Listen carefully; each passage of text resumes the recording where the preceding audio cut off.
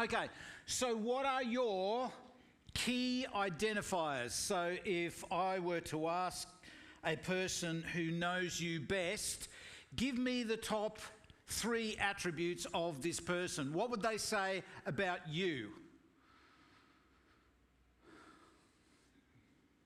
Kind, gentle, bit fiery, a little bit crazy. Or would they say, can trust that person? Or what else would you say? Maybe dependable, reliable, bit of a gossip. What would they say? Somebody who knows you best. And I look out and I go, they're all wonderful. There's not much that's not good about them. They're all pretty good.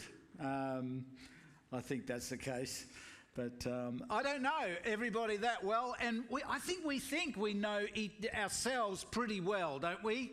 We have a pretty good grab on who we are. But we know that Jesus says, some people don't know themselves well enough where they will get a shock when they actually stand before him. So this is a very good question to ask. It's not something that we should go, well, it doesn't really, it does matter. It matters. And so we need to ask, what are our identifiers? So we're looking at our identity within law and order. And of course, in the New Testament, we're told to do things decently and in order. Some of these things that we've read, I think, make sense. If you've got someone else's cow or their sheep, you take it back to them. I think that's logical. The New Testament says, love your neighbour as yourself, do unto others, all of those things. It's therefore right to take it back. You would expect the same. What about wearing wool and linen together? I think we're all breaking that law even now. What is the point of that? And should it be, some things in the law we keep and others we clearly don't? What about verse 12, the requirement to make tassels? That last verse? Making tassels. No, come on. Some people are just shaking their head. No, we can't do that. It looks good. And it's not just any tassel. It's supposed to have a string of blue in it. No, Lee, no. You repent. You need to have a tassel. well, what do? Do we say, oh no, some are in and some are out? We've got to look at what it means, do we not? Yes, Pastor Jay, that's what we need to do. Otherwise, it's just irrelevant for us and we ignore it. We need to know what it means, don't we? Yes, good, okay. So, it's important enough that the Lord has put it in his word. So, all words are useful for what? Correction, teaching, reproof, so that the man of God, the woman of God may be complete, perfect in all their ways.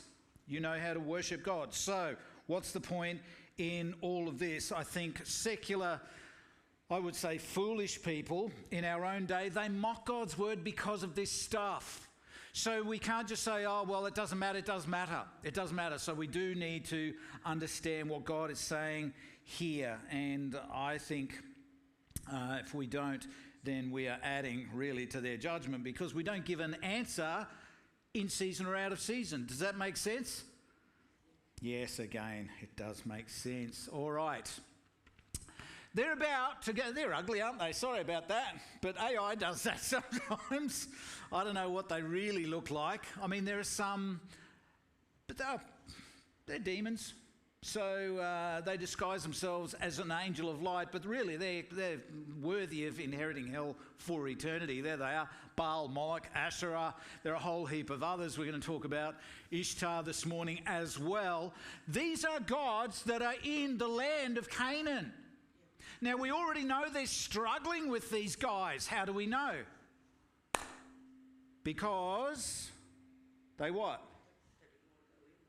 Oh, they didn't want to go in, but other things. Remember, they made a gold calf. Yes, ringing some bells. That's good. So this is what they're saying. That they default set. Okay, we're far better than them. We would never do that, would we? but only the ancient Jews. So that's what they do. They've come out of the world. They've come out of Egypt. They make a gold calf. And so here we are, Deuteronomos, this second telling of the law. Why? Because we're all basically half-wits and we need reminding, don't we? Well, I do. You might be all right, but I certainly do. So here we are. This is the second time they've heard all of this stuff, and it's like, yeah, we've heard this before. Well, tough. You've got to hear it again. These guys are in the land. They're about to enter in. So laws for how you live once you get in there, really important. Remember, the land was polluted with Canaanite worship because their sin has risen up to me. It says, and so now it is time to cleanse the land.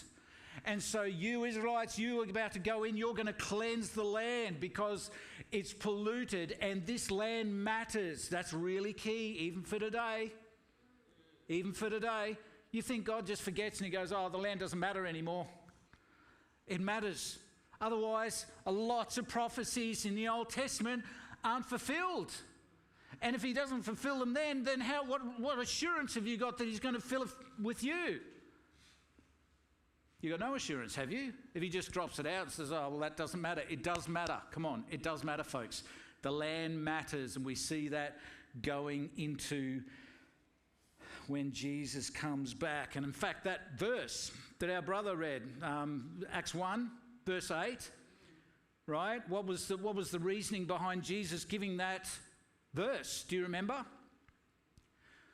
So he's risen, he's resurrected. Jesus says that, but what was the question that they asked? Come on, scholars, let's go. Who said that? Wonderful Safra at the back there. Isn't he good? Yell it out, brother. What are the disciples are asking something? Yeah, will you now restore the kingdom to Israel, the land? And he said, it's not for you to know the what? Times or the seasons that the Father has set in place, but you go, preach the gospel to Judea, Samaria. Come on, let's not get stuck in what the UN or what everybody else calls that part of town. Jesus calls it Judea and Samaria. You want to be biblical. See, little things like this we wash over and say, oh no. Jesus calls it Judea and Samaria. We need to do the same. Otherwise, we're giving into the gods that are still there. Yes, makes sense. I hope it does. All right. So they're about to go in. The land's polluted. God's going to do it. All right, so these guys, they're nasty. They're not very nice at all. They are immoral. They're very sexual, sexualized. Moloch, you remember that bloke, big dude in the middle. So he had his arms heated up and babies were placed onto his arms as child sacrifice. Why? Because we want to be blessed. Yeah, that's a good way to be blessed, is kill your kids. Fortunately, we never do that today in our society. Only 90,000 of them a year. What's that, Lee? I said generation. Total generation, and it's been happening for decades, right? Even before, the early 70s when we legislated this horror. It's a horror story. Let's just Australia's just brought in. Yeah, they haven't brought it in though. It was passed in the upper house, not in the lower house. So they celebrated for half an hour. A bit like what happens in heaven. It's like, maybe, no. No, and yeah, that's the thing. So Joanna Howe, she's doing a great job, but the reality is it's not been passed. In fact, it was overwhelmingly shut down. Okay, so we really got to pray. And John Blau, Dave Blau, when he comes, he talks a bit about that stuff. Folks, we got to be involved, right? The land is under the sway of these guys, and we'll go on and confirm all of that. So it was bloody. Remember the ones in Elijah's time, remember they were dancing and they were cutting themselves and God's going to answer and they didn't. God didn't. Baal didn't answer.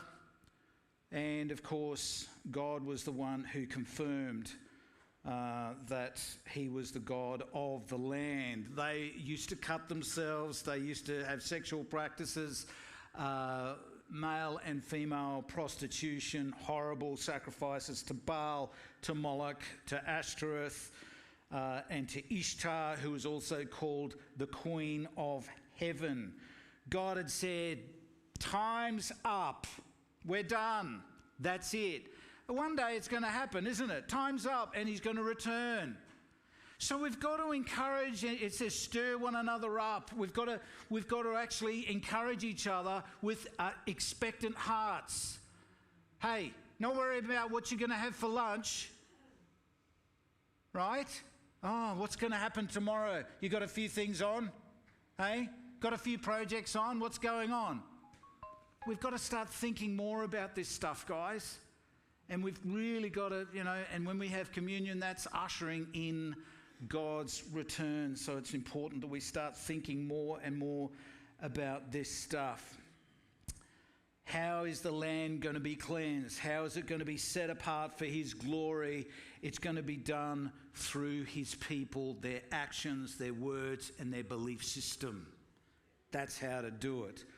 All right, so the first question, or the first comment, you shall not see your brother's ox or his sheep going astray and ignore them. You shall take them back to your brother. So inaction is not an option.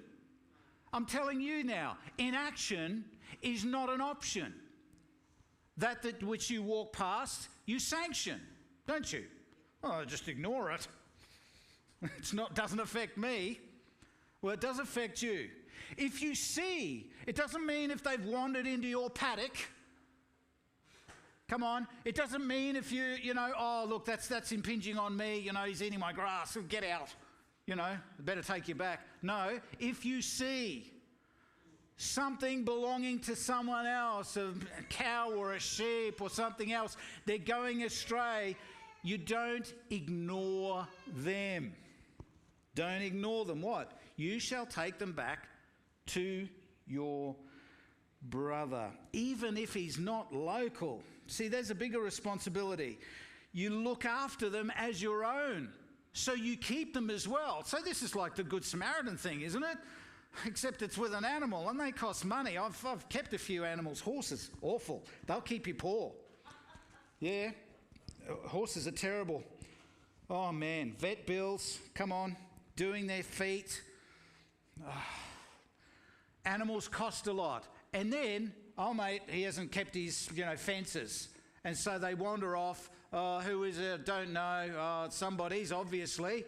You've got to feed them. That was the law. You would expect somebody, or you would at least appreciate somebody doing it to you. Remember Saul? Big guy, Saul, who was tall. What did he lose? He lost donkeys, didn't he?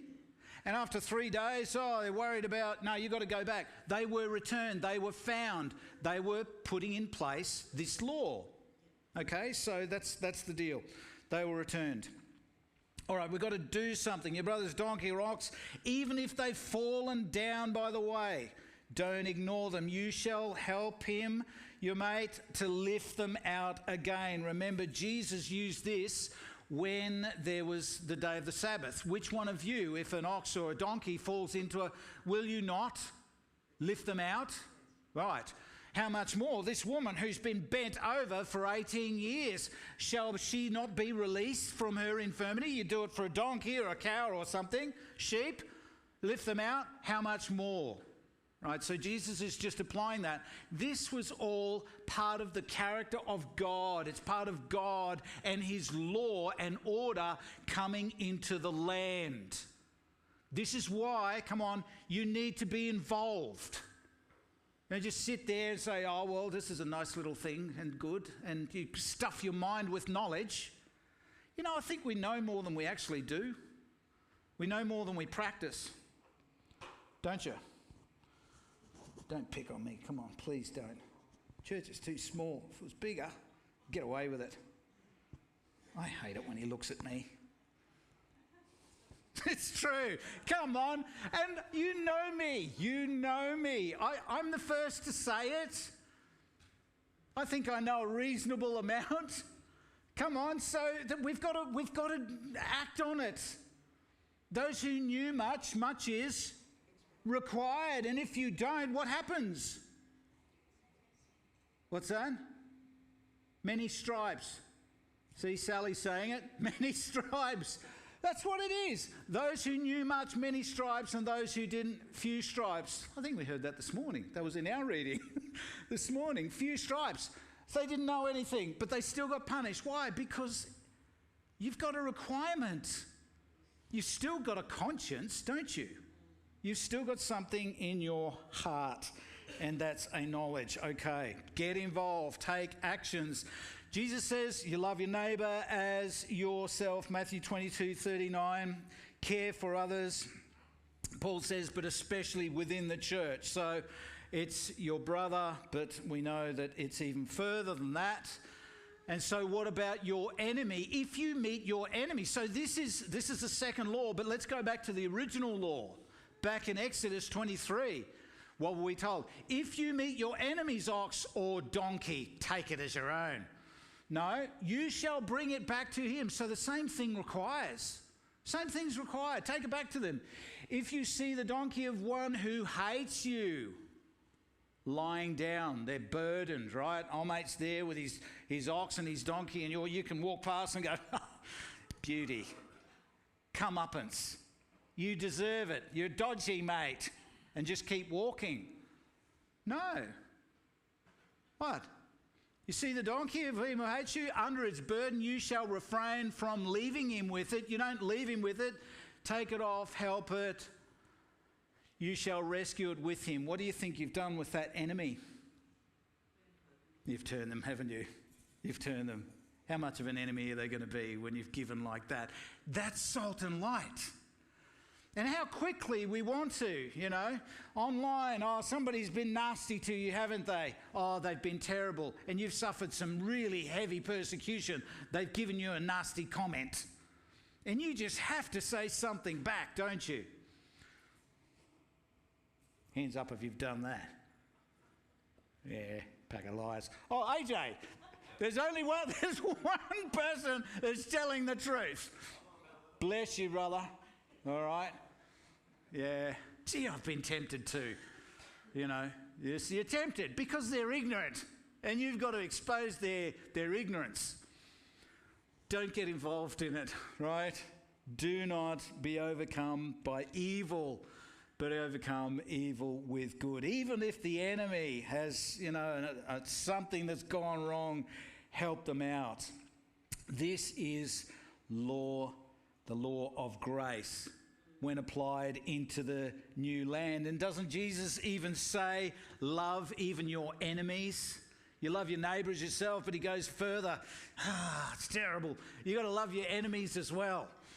Easier said than done, we can say it, but words without actions are meaningless platitudes. That's all they are. You've heard that it was said, you shall love your neighbour and hate your enemy. Jesus says, red letters, but I say to you, love your enemies and pray for those who persecute you. Hey, this is something that we forget, don't we? We actually think, we'll love them by helping them out. But more than that, pray for them. Pray for those who persecute you, so that you may be sons of your Father who is in heaven. For he makes his sun rise on the evil and the good, and sends rain on the just and the unjust. Do you see what he's saying there? God blesses even your enemy. He clothes them and he feeds them and he sends rain on their paddock as well as yours. Why does he do that? Doesn't he see that they're not very nice? This is the point. For if you love those, get this, if you love those who love you, what reward do you have? Hey? Even the tax collectors, those guys that you abhor, you can't stand. Those turncoats that are Jewish and now they're working for the Roman government. Even the tax collectors do that. They look after their own. Gee, we can fall into this, folks. I can fall into it. If you greet only your brothers, think of those, the church. If you greet only your brothers, what more are you doing than others? Do not even the Gentiles, don't the unbelievers that are down at Chapters do that? You know what I'm saying? Doesn't the world even do that? Right, come on, let's get out of our skin, let's get out of ourselves, let's do something. Oh, don't they swear too much, or they're terrible. They're Greens voters. You know what they're like. They're right next to Moloch. We can't be doing that. Folks, talk to them. For if you love those who love you, what reward do you have? The answer there is none. No reward. Tax collectors, they do the same. Don't just greet your brothers. What more are you doing than others? Even the Gentiles do the same. Therefore, do something impossible. You must be perfect. Not might, maybe, or not sure. Must. These are tough words. You must be perfect as your Father in heaven is perfect. How are you going to do that? How are you going to do that? How about you strive trying to find out? You see, it's the will. Oh, folks, I blow it. I wish I could say this, but look, there's a requirement. I can't just say, oh, well, you've had a tough day. You've had a big week. Is enough of an excuse. You've had a big week. Don't worry about it. No, there's a requirement. This is law. Jesus is saying, be perfect as your Father in heaven is perfect.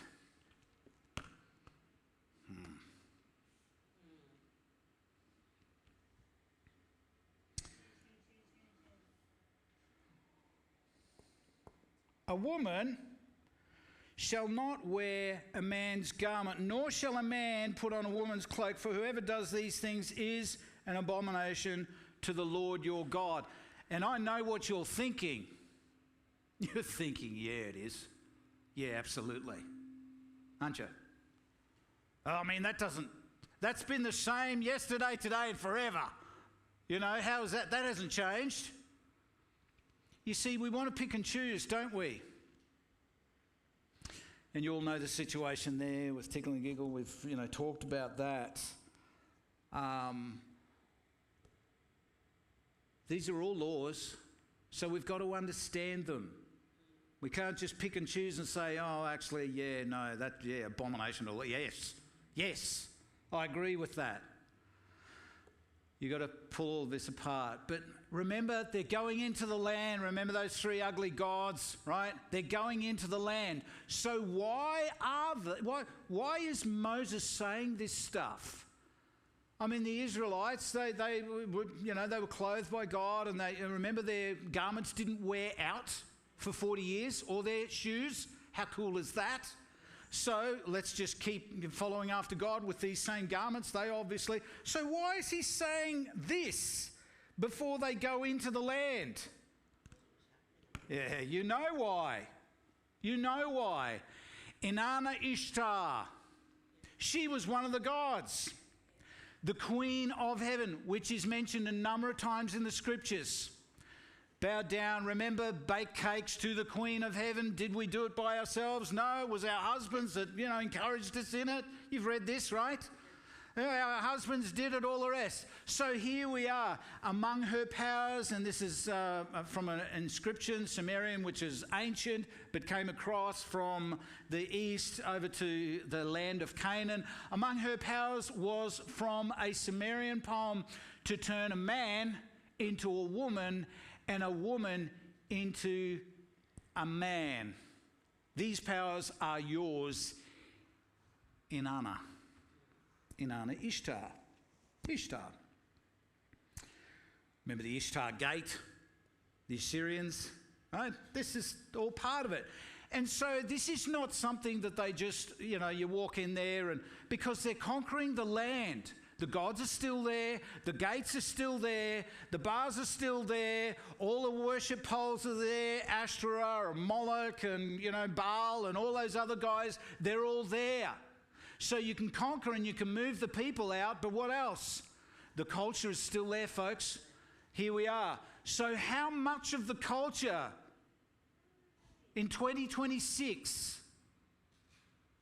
do we have or we embrace simply because it just comes by, absorption because of every time you turn this on, right? Or you watch a film, or you hang out, amongst the others, and you get the onslaught rather than you being the salt and light. You're the one that gets influenced.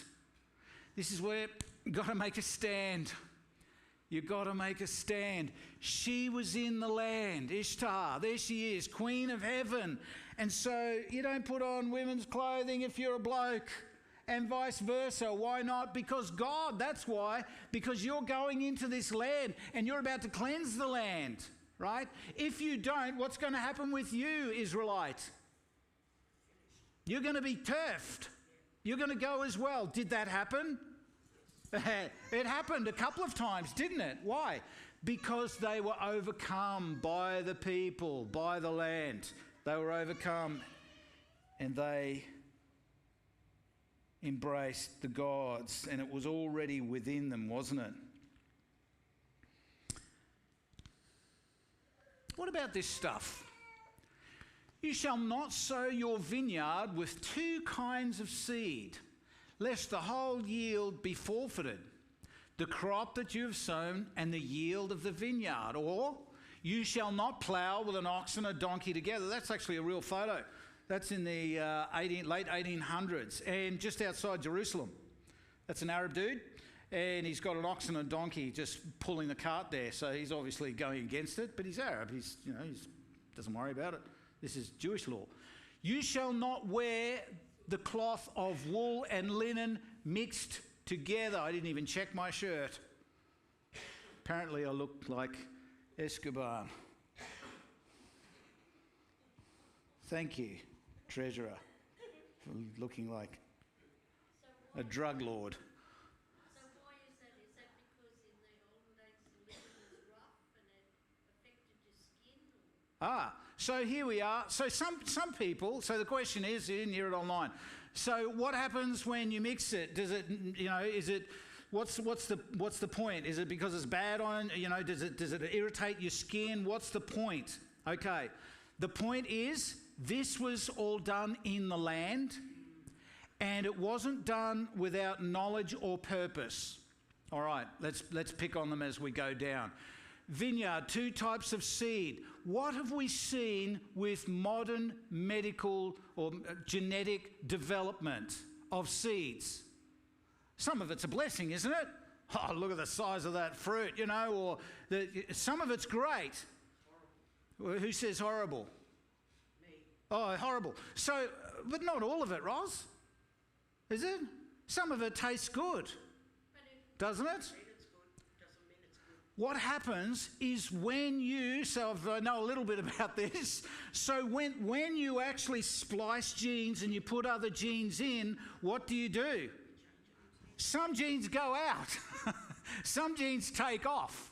And so, great, you might have this beautiful big apple or, something that's, a bit sweeter, but you've just got rid of a whole heap of other genes for resistance or diversity.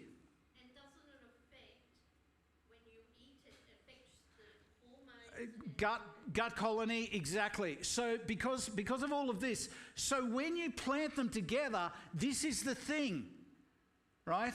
And remember, Jesus says that sometimes it's not desired. You've just got wheat, and Jesus says, let the wheat and the tares grow together. Why? Because you don't want to destroy the wheat, so you pluck them out you don't keep them. These guys were keeping them. And the issue was that, GMO is something that's gone on for centuries, folks. Please don't think it's the last 70 or 80 years. It's gone on for ages. And so you lose. So sometimes, you hear, we're going back to ancient seeds, ancient lines. And, they've been found in Egypt and Israel as well. Actually, they made a date palm that was like 2,000 years old. It's incredible. DNA just stays there. Just amazing. Might be able to do it with dinosaurs. Who knows? It's all organic. But the thing is that there's a danger there of combining things and mixing things that really shouldn't be. Right, and so, and you could go down the list, all right? So you've got an ox and a donkey ploughing together. Why shouldn't you do that? Oh, well, they're different breeds and it's unequal yoking, right? Yes, but they also plough differently as well. They've got different natures. They've got different purposes. All right, one is happy to have a burden on his back. The other is designed to pull. Okay, that's the ox is designed to pull. They pull at different gates. They pull at different directions. It's not fair on the animal, right? And so they pull against because they're designed differently. All right, you shall not wear cloth or wool or linen mixed together. Why? Because they used to have practices in this new land. And they used to mix because that was all part of it. And so if you start doing it, it's not about the itching, right? It's not about that. It's about the culture. So we're called to be pure. Now that sounds a little racist. It's not. It's not meant to be, because we know the Israelites that came in, they were all different shades actually of colours and still are today. So it's not about that. It's about moral purity. This stuff, they mixed things together, and it was to devote themselves to the Queen of Heaven or Moloch or Asher or Baal or whatever, Chemosh. So this is the thing. Don't do these practices, because they are not good for you morally. All right? So when you hear these, these verses, or you read the verses, you've really got to explain this stuff. Right? Because people come along and say, oh, well, you've got linen, you've got, nylon and polyester, that's going against God. Well, maybe it is. Where's your heart at with Christ? Yeah. Well, what do you mean? Well, he's called you to be pure. He's called you to be holy. So you're mocking God's word for this very reason. You're actually not setting yourself apart. These people were not to embrace the Canaanite culture. And that mocking tone, they're embracing the world, and it's becoming more and more like that. And we know that in Romans 1, don't we? Come on. So bad. All right. Do not be, as the Apostle Paul, do not be unequally yoked with unbelievers. You're pulling against each other. You're going at different speeds. You've got different world views. Right? That's the whole point. So those of us who have kids and grandchildren, we're pulling again. No, come on, speak out. Oh, well, it's their decision. No, no, it is ultimately their decision, but you're called to speak into their lives. Oh, I don't really want to put them offside. They're already offside. They're already offside with God. Oh, but I just want to keep that. No, you stand up. Oh, I don't want to be the bully. I don't want to be the bad guy, I don't want to do it. Just do it. You let God look after the rest. You're called to be salt and light. Light stuns and salt stings. Just do it. Come on, do not be yoked with unbelievers. Just tell them. And maybe they're an unbeliever themselves. That's fine. Just say, sweetheart, my love, come. We're going to sit down. I need to talk to you before you, embark on this. And just let them. Love, yes, grace, all of those things. Love involves truth. True love. For what partnership has righteousness with lawlessness? Nothing. What fellowship has light with darkness? Zero. What accord has Christ with Belial? Truth with lies. Or what portion does a believer share with an unbeliever? Zero. Nothing. What agreement has the temple of God with idols? You see, Paul's bringing out this, what we're talking about this morning from Deuteronomy. For we are, you and I, all of us together, we are the temple of the living God. That's the purpose. That's the point. And so when people say, oh, well, you've got mixed fabric, or, you're mixed, GMOs or whatever they're talking about. Yeah, it's about holiness. That's the point. And if we were a little more bold in it, a little more discerning, a little more, had a bit more front with it, we might actually have a different culture today as well. The church has dropped the ball on this stuff. And we said, oh, we don't want to be an enemy. You're rolling over. and now we're reaping what we've sown. It's horrible. Look at James, brother of Jesus. Oh, he's so good. Does a spring pour forth from the same opening both fresh and salt water? Of course not. Can a tree, my brothers, bear olives, or a grapevine produce figs? Neither can a salt pond yield fresh water. It's just obvious. So guard your words, guard your actions, guard what's in your head and in your heart. That's the whole point. He says faith without works is dead. Dead. Good. Now, this is for Lee. Come on. You shall make yourself tassels on the four corners of your garment with which to cover yourself. What does that mean?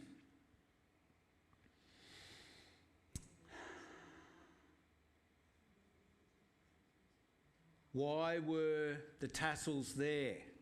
The tassels were there because they were emblematic of the law of God. It's all right. Tassels. Actually, I think we have tassels available. We do. Wonderful treasurer. You bring some tassels in, brother. Yeah, he's got some tassels. Why? Because Exodus also talks about it. Where is it? Can't find it. But the Exodus also talks about the tassels. I'm sure I put it in here.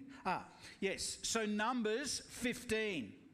So tassels on your garment, they identify the identity with the God of Israel. So it says when you look at the tassels, you automatically realise that you are under the law of God. So they were symbols of following the law, and that's what Numbers 15, 31 to 35 says. When you have these tassels and they've got a string of blue in them, this is your remembrance that you are to follow the law.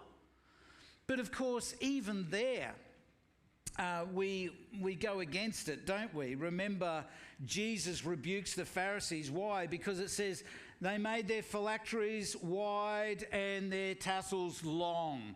Oh, look how holy I am. Look at my tassels. Look at the brilliant blue right throughout. I'm so holy. You see, we can make an outward statement. They were just to be there, not to be garish or, outlandish, just a reminder, you are not your own. You are owned by the God of Israel. And so they had that to remind them of the word of God and the fact that they were called out. They were separate from the people. They were separate from the gods, the goods, and the people of Canaan that they were about to go into. And so those tassels were to remind them of those two blessing and cursings. Remember Gerizim and Ebal, those two mountains where they heard those blessings and cursings before they came in. Remember that law? Yes. Tassels, remember that. Don't forget it. That's all it was, just a remembrance. Have it in your houses, on your doors, on your lentils. Have it everywhere. Now, this is something I wanted to bring up as well. So remember the man who was oppressed with a legion. Remember, he had 1,000 demons within him, and Jesus rebuked them. They're there. Then people went out to see what had happened. Remember, 2,000 pigs lost their lives, ran down the thing there and drowned. People went out to see what had happened, and they came to Jesus and found the man from whom the demons had gone sitting at the feet of Jesus, listen to this, clothed and in his right mind. And look at it. And they were afraid. Why were they afraid? Because they remember this bloke. He's a nutcase. He's off and he just cuts himself and he's so strong, and they're going, whoa, look at that. He's clothed. He's got his sound mind. So there was difference in how he acted and how he looked, right? So please, your clothes do matter. Your clothes do matter. And so it's not that we, all dress in, gowns and three-piece suits, but dress morally. It doesn't mean you have to be a prude and all of that, but just dress as that, God's there and he would have to be pleased with it. All right? He's there, he's clothed. Remember, this guy was naked and he used to cut himself like all the Canaanite gods. All right, here he is. He's clothed. He's at the feet of Jesus. He's listening. He wants to, follow him. No, you go and tell the people in the Decapolis what God has done for you. Look at that. And they were afraid. It's like, wow. You see, God has authority. And when there's a weight of authority, in what you say and what you do, people take note. I can listen to this person. This person is wise. This person knows something. I can trust this person. This person, there's something of weight and value, right? There's a consistency about them. We're talking about identity here. We are worshippers of the true and living God.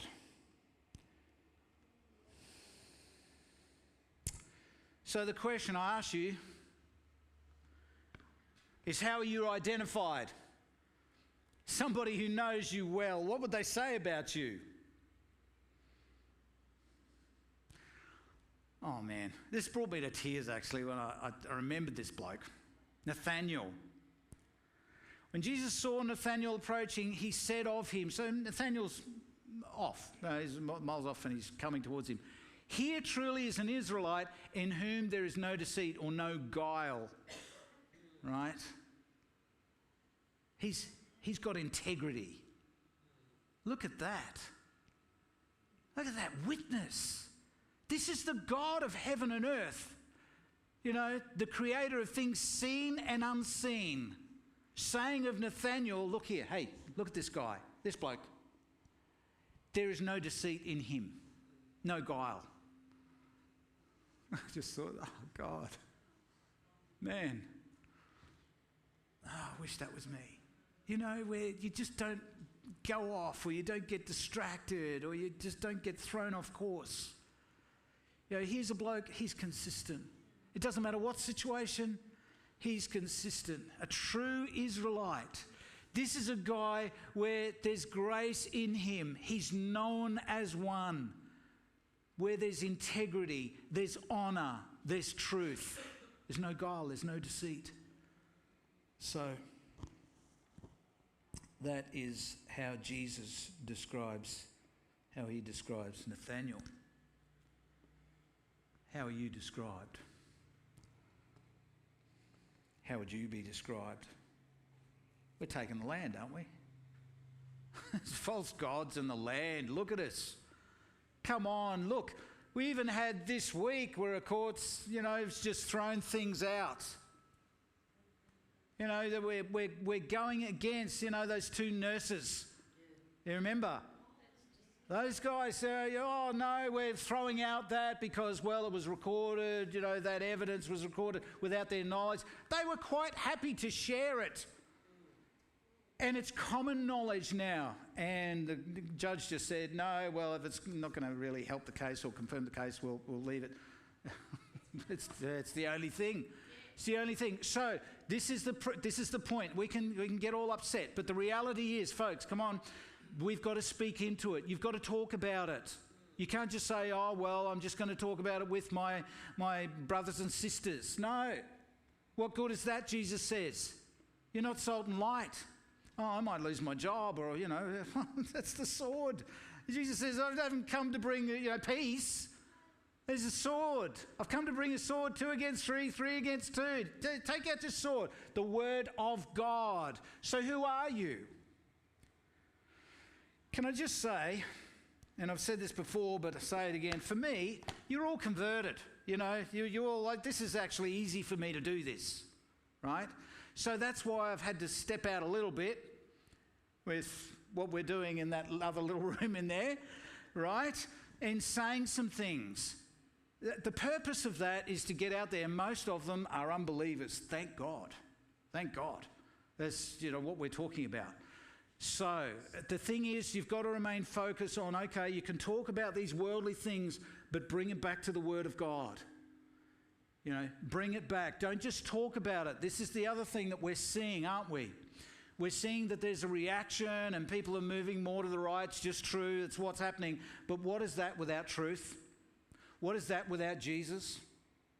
What is that without morals and values and ethics and his kingdom come and his will be done on earth as it is in heaven? What's the point? There's no point, folks. It's just pushing an agenda which really doesn't deal with the core issue, which is the state of the heart. Let's do as we sometimes do, just reflect, think about where we're going. Who are we really? What's your identity? How are you to be described? And while there's life, there's hope, we can change. We're called to conform to his image, less like our own, moulding and being made into his will, and less like our own. Your will be done, Lord, not mine.